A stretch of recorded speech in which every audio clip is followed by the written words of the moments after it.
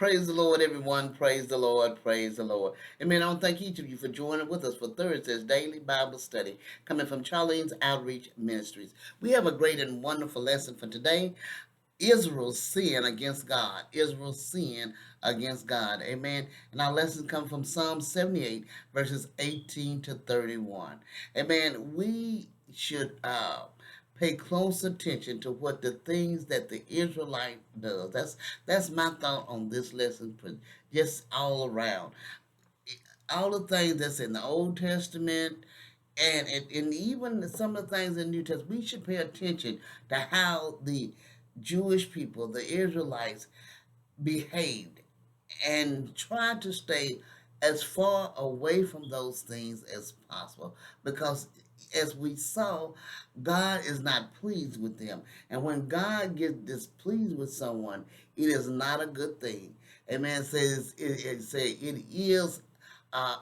is bad to fall into the hands of an angry God. Amen. And we know this to be true.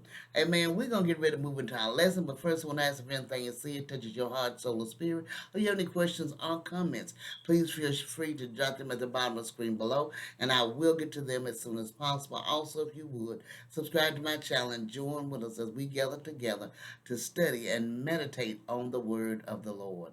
Amen. We're going to get ready to move into our lesson, but first, let's have prayer. Dear God in heaven, we thank you, Father. We thank you that you are a great and wonderful God. We thank you that you are our counselor. We thank you, Father, that you are God Almighty, and beside you there is none other.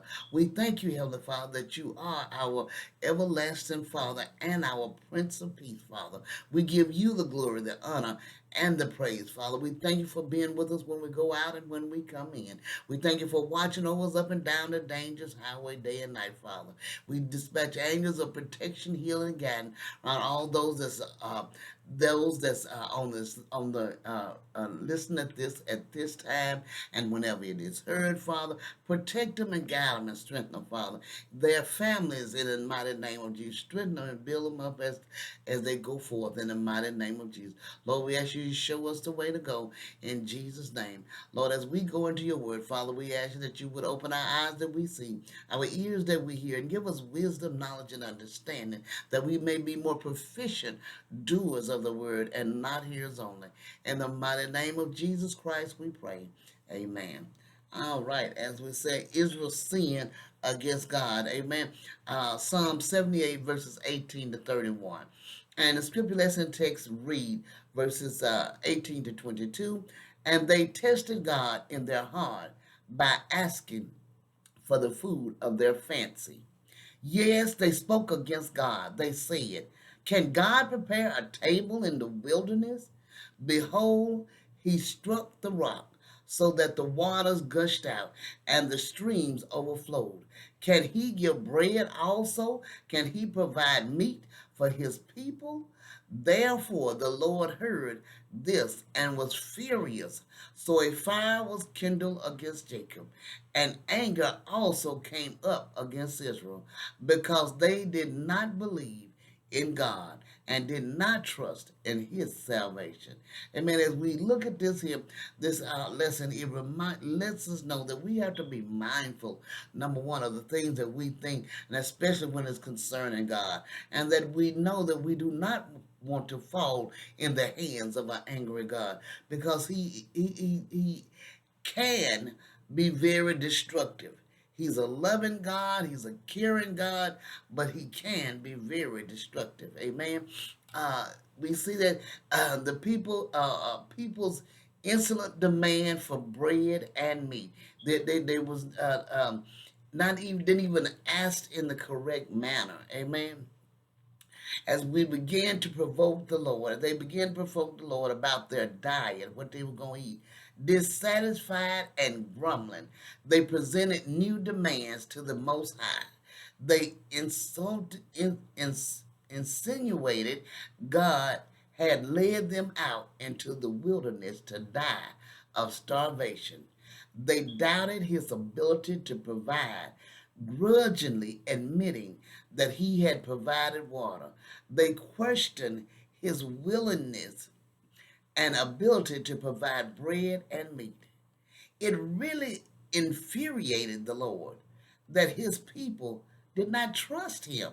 He was understandably furious that they did not trust his saving power. After all he had done, after all they had saw, they still was not they did not want to trust him.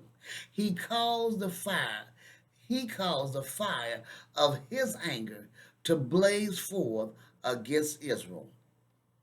Verses 23 to 25 says, Yet he had commanded the clouds above and opened the doors of heaven, had rained down manna on them to eat, and given them of the bread of heaven. Men ate angels' food. He sent them food to the full, gave them water to drink, parted the Red Sea, amen, brought them out of slavery, but yet they do not trust him.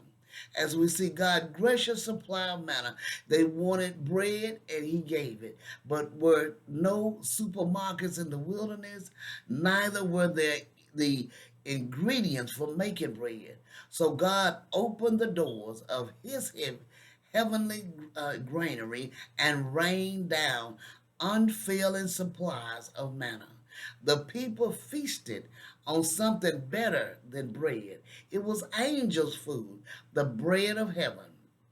Verse 26 to 31 says, He caused an east wind to blow in the heavens, and by his power he brought in the south wind.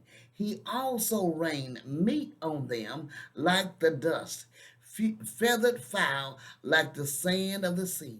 And he let them fall in the midst of their camp, all around their dwellings. So they ate and were filled, for he gave them their own desire.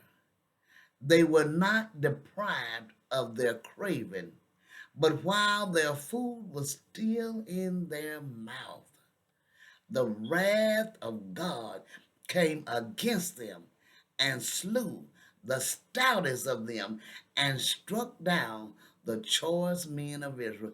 He was mad, as they say, he was teed off with them. He just was. He gave them what he requested. He gave them more meat than they could ever eat. And as the meat was in their mouth, they could not even. It killed many of the stronger men, the more powerful men. It killed them because they were among the ones that complained and whined about what God hadn't done. Amen. So he got rid of them. Amen. God gracious supply of quail. It was wonderful that he sent all this quail, but he still killed a bunch of them. They also wanted meat, but where could they find meat to feed a multitude in the desert? As you know, Moses was saying, if we're gonna go out there and get all the fish out of the sea, are we gonna take all the few cattle we got here and kill them for the people to eat? I mean, Moses was saying, I don't know how you gonna do this. You can't get all the fish out of the sea, and you can't. He had no idea what God was capable of. He ran his mouth also at a time he shouldn't. But when the people did it, God was really teed off with them and wasn't gonna take it because Moses, this was his only time of really uh, uh, uh, fall into the temptation of complaining. But they had been complaining from the time they got away from after they got away from there, even though they had all the jewelry and the gold and the silver and the fine clothes and the fine material of the Egyptian. They were complaining from the time they left. Amen. They, as we see, they wanted meat, but where could they find meat to feed a multitude in the desert? Even though they said that these quail, is known to fall down after they have migrated back to their area, or trying to migrate back to their area because of their becoming very weak and tired, and they just fall down. Well, yes, that do happen, and it has been known to happen, and it has happened in the past. They even got pictures of it happening. But to have enough to feed thousands of people, that wasn't something that ever had happened and ever could happen. But God sent that wind along and brought all those quails over there that his children may eat. Amen. To the full. God solved the problem by harnessing the east wind to deliver flocks of quail right into the camp of the Israelites. These birds certainly weren't native to the wilderness. They had to be brought from some distance, but they were provided abundantly and freely. While the people were still gorging themselves, the wrath of God blazed out against them. He sent a plague that killed off the finest specimen of Israel's manhood. Amen. This is a powerful lesson, reminding us that we have to be mindful of what we say and how we uh, uh, uh, speak to God, talk to God, because He's a spirit. He's always around.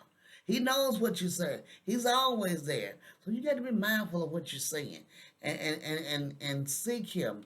And know that as the Holy Spirit resides in each of us, that it is around us constantly. And he knows when we say something that is out of place. Amen. So let us be mindful of what we say and what we do. Amen. Y'all have a wonderful and blessed day. God bless you.